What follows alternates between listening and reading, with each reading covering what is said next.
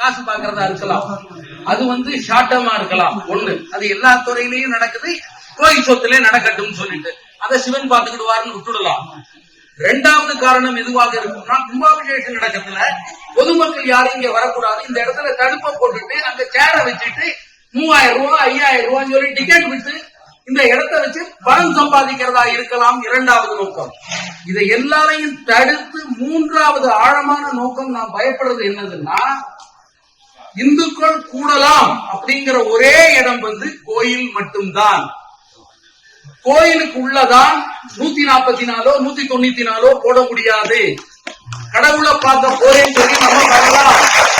வேணாலும் இந்த கோவிலுக்குள்ள தமிழ்நாட்டுல எல்லா கோவிலுக்குள்ளயுமே உள்ள போறத தடுப்பு போட்டு நிறுத்தி அதை சென்ட்ரல் ஜெயில் மாதிரி பண்ணிட்டாங்கன்னா நம்ம உள்ள வர இந்த மாதிரி பேச முடியாது. அப்படி இருக்கும்போது எல்லா இடத்துலயும் எப்ப வேணாலும் 144 போட்டு அவ்வளவு பேரை தூக்கலாம்.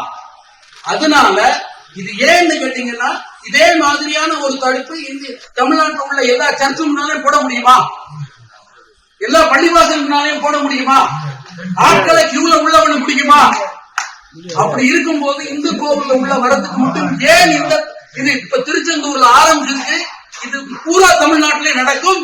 நம்ம உள்ள ஏன்னா நமக்கு ஒரு இது அவங்க வேலையை அவங்க பார்த்துட்டு நான் உட்பட முட்டாள்தனமா இருந்துட்டோம். 67 வருஷமா முட்டாளா இருந்திருக்கோம், படு முட்டாளா.